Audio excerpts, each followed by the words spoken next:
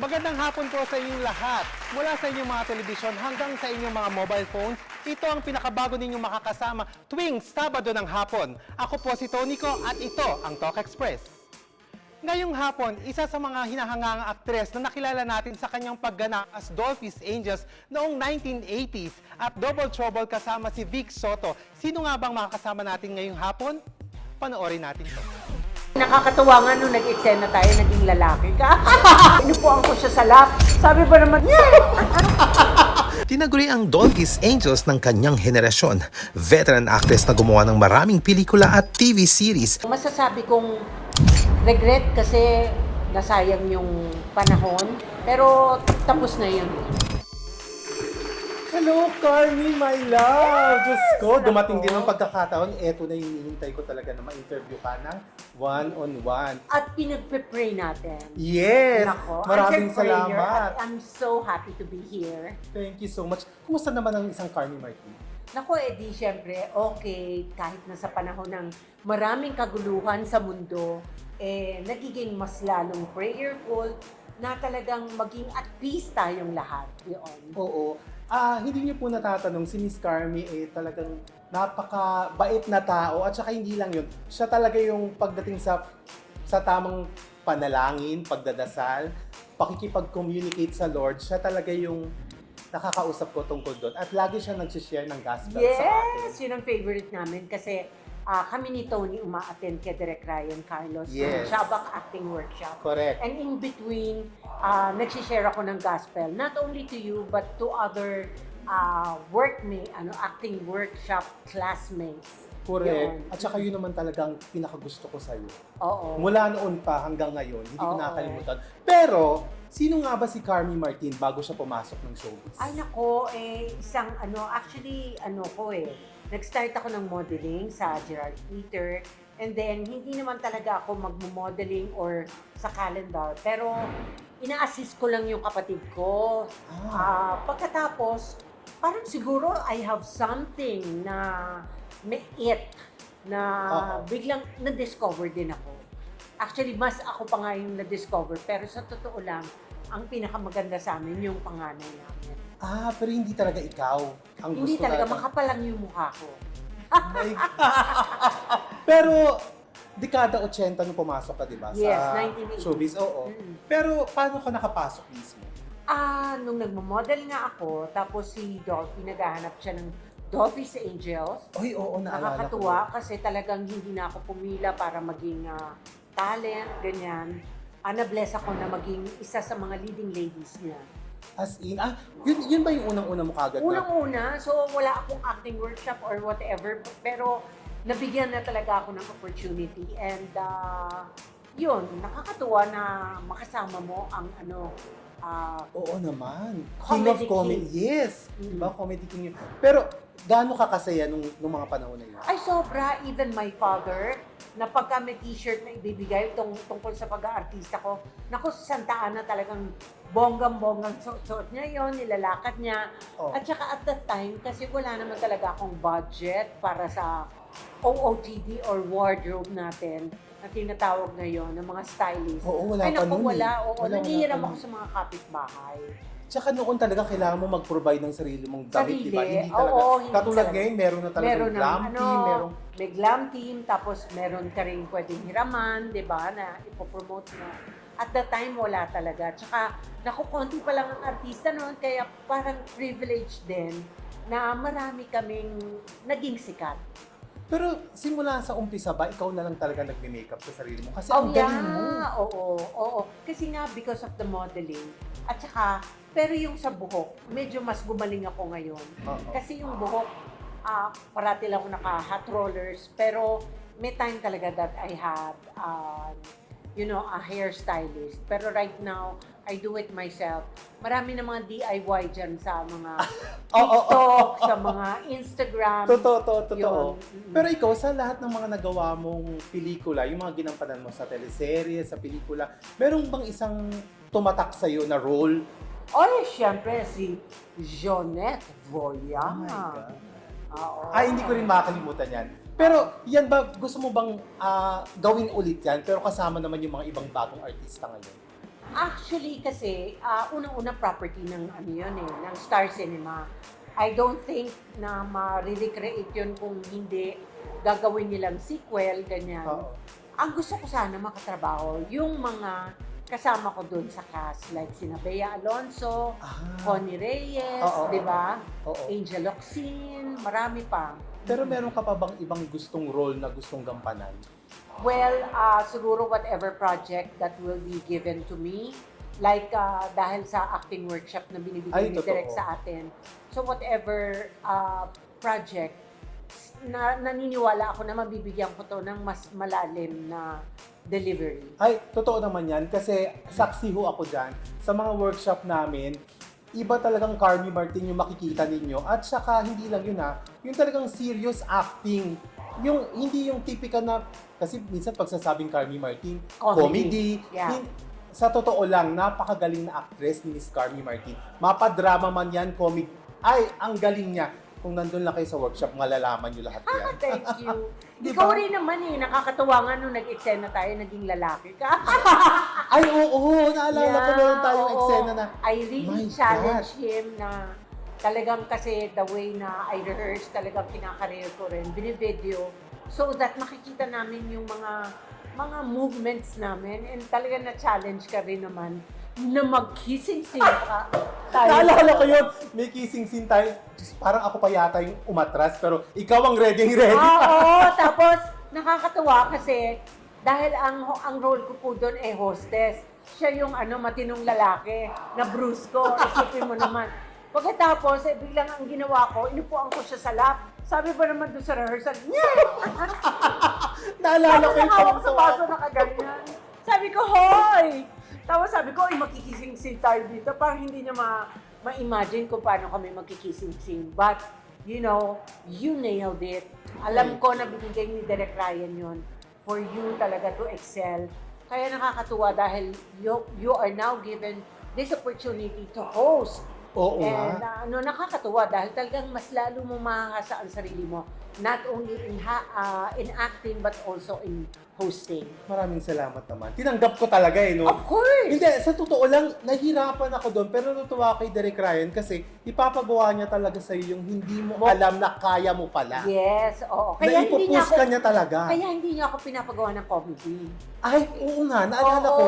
it's Never, all no? drama. It's Never. all drama. Pero ang galing, lalo na yung kayo ni Christian, Bables. Oh, Ay, yeah. natulala talaga ako sa mga eksenang ginawa niyo. Oo. Grabe. Pero ngayon, sa tagal mo sa industriya, meron ka bang tinuturing na isang kaibigan na, yung totoong kaibigan mo na hindi mo makakalimutan? Well, of course, si Gladys Reyes, di ba? Nandyan yan. Dahil kahit na ang laki ng age gap namin and even na magkaiba yung relihiyon namin. Pero we really, trust each other, happy for each other's success. Andyan din naman si Tessie Tomas na talagang parati akong binibigyan ng ini-inspire ako to do Na-experience din si better. Tessie Tomas nung nasa Oo. kotse tayo. Diba? Andyan din naman ang kaibigan natin si Minnie, Yes, na yes. kahit na ano mangyari, papatawanin ka. At tayo din, magkaibigan Correct, naman totoo tayo. naman. And syempre si Roderick Paulate, na kahit ba minsan-minsan lang kami nag-uusap, but we love each other so much. Alam mo, kung tutuusin, wala naman akong kaaway sa showbiz. Pero sa director naman, ang isang love na love ko, and I really trust, is Direk Ryan Carlos. Ay, totoo yan. Yeah. Kahit ako, nakita ko kung paano niya hawakan lahat tayo. Sa dami natin, hindi ko alam, alam niya yung bawat kilos ng bawat isa at kung ano yung kaya nilang gawin. Yeah, and not only that, naging kaibigan ko na siya. Even kung, for example, meron akong role na tatanggapin o hindi, siya ang minsan na tinatanungan ko. Since he is also a Christian, at the same time, nakikita niya yung panig ng showbiz. So parang pinapakita niya sa akin yung pros and cons kung tatanggihan ko o hindi. Yun. Ano pag tititigan kita, nagagandahan talaga ako sa Wow! Nasa starstruck pa rin ako kahit na lagi tayo nagkikita weekly. Nakakatawa to. Alam niyo si Tony, pagsasabihin niya, naku, yan na si Carmi Martin, sandali mag-a-acting ako. Pwede ba tumalikod ka na? Lumabas ka nga. Lumabas ka nga na siya, nako-conscious, pero ngayon hindi siya nako-conscious. So I'm happy for you. Maraming salamat, Carmi. Siyempre, dumako na tayo sa ating isang tanong, isang sagot na ano to ni... Wow! Ano ang isang pangyayari sa buhay mo na hindi mo talaga makakalimutan? Siguro parang hindi yata ako prepared dyan. Marami akong hindi makakalimutan. Siguro yung na-overcome ko lahat yung mga wrong relationships ko. Alam ko. Oo, di ba? Oo nga, no? Pero, Oo. yun, Na, maliban. na nandito ako ngayon at masaya ako bilang single. Ay. Pero dumating ba sa point ng buhay mo na, kasi ang tagal mo sa showbiz na magpaalam sa showbiz? Oo, mamaya yun nga ang karga ko dun sa monologue ko eh. Kasi I really said, nagpaalam talaga ako sa career ko Oo. for a boyfriend na I stopped for 3 years. So, nagawa mo dati? Nagawa ko dati. Yeah. Hindi ko kaya yun. Hindi ko kaya Ayun. nagawa mo na umalis sa mundo ng showbiz. Oo. Kasi alam ko kung gaano mo kamahal yung craft mo eh. Oo, I Kasi hindi ka tried. nga tumitigil eh. Mm-mm. Na matuto pa, kahit na ang galing-galing mo, pero hindi ka tumitigil na matuto. Itong dapat kong gawin, kailangan matuto ako ganito. Ayun. Doon ako believe sa'yo. So yun yung No, I think I have this ability to really parang never stop learning. Kasi nung nag-Tonight with Dick and Carmi, instead na mag-ghost singer, talagang nag-aral akong kumanta, nag-aral akong sumayaw. Pagkatapos, nag-aral ako ng interior designing, nag-graduate ako ng college, nag-aral ako ng theology. So parang sa akin, parang ngayon nag-aaral ako ng acting. Parang I find it so boring kung if I'm not, Pag wala kang ginagawa. wala akong ginagawa. Gusto ko yung parating may natututunan ako. Pero ako natutuwa ako sa'yo kasi may bago pang project ngayon, di ba? Pero bawal pang i-announce. Oo nga, pero nabasa ko lang. Yes, Nabasa ko lang. happy. Pero I'm so sobrang, happy. alam mo naman, tinext kita kagad. Happy ako sa'yo kasi Yes. Oo. Pero yun nga, hindi ko pwedeng i-announce. Anyway, meron ka bang regret na sa buhay mo, biggest regret hanggang ngayon? Well, siguro yung mga relationships ko na mali pero parang sasabihin ko na rin na nadaanan ko yun, natuto ako, I allowed it, yung mga pangyayari na yun. So, masasabi kong regret kasi nasayang yung panahon. Regret siguro kasi hindi ako pumipili ng tama na lalaki for me. Pero tapos na yun. Parang kasunod din yung question ko sa'yo. Kung ikaw may babalikan sa nakaraan mo, ano yung gusto mong ayusin at saka itama? Yung siguro yung mga pagpili ko ng mga relationships. Pero hindi na nga eh. Parang right now, I'm so happy being single. Iba na lang kung gusto ni Lord na talagang i-open niya yung heart ko. Yun for nga ang tatanong ko someone. sa'yo. Oo. Ready ka pa ba pag may dumating na tamang tao para sa'yo o ayaw mo na? Tatanungin ko mo na yung ba? abebes. Because I love my dog so much. No, I really know. don't know. I really don't. Pero alam mo, ako sa'yo rin man ako humuhugot na, bakit ba iniisip ko na kailangan may partner ako? Kasi si Carmi nga, enjoy na enjoy sa buhay niya na mag-isa. oo. Parang kukuha pa ba ako ng sakit sa ulo ko? Oh, actually, what I realized is that sometimes kaya tayo nalulungkot kasi yung pressure ng ng society na sasabihin, bakit wala kang partner? You're not complete. But actually, my relationship with the Lord completes me. Totoo. Grabe yun. Ako talaga hindi ko alam. Pero ikaw ba, ano ba yung magiging mensahe mo dun sa mga nagtitiwala at saka naniniwala sa'yo bilang artista?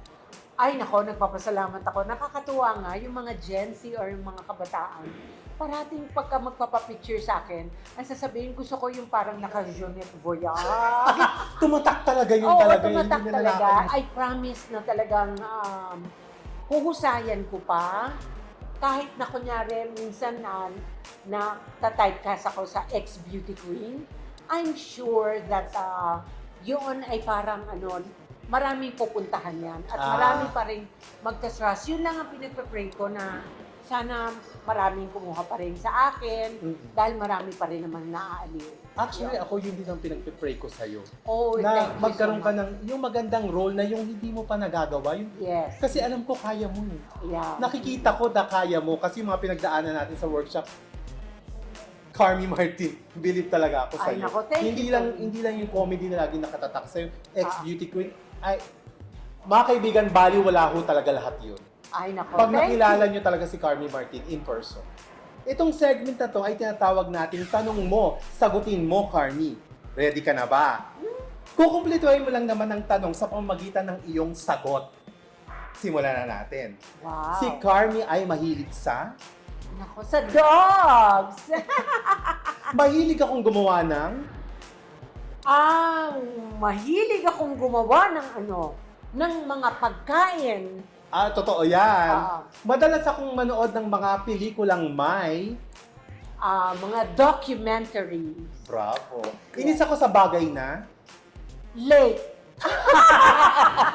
Totoo yan. Oo. Ako si Carrie Martin at ako ay... Ako ay isang artista, ako ay isang Kristiyano at nagmamahal sa kapwa-tao.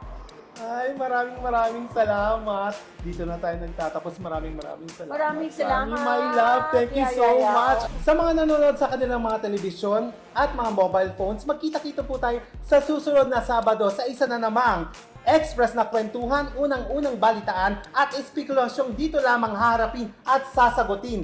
Handa ka na bang kumasa sa mga paspasang tanong ng bayan? Ako po si Tony Ko at ito ang Talk Express. Magandang hapon po. Siyempre, meron kami pa flowers. Wow! At katerno pa ng mga suot natin. Yes! Pink. oo. Pink talaga. Maraming salamat po. Thank you so much. Good luck sa show mo na Talk Express! I love you. I love you!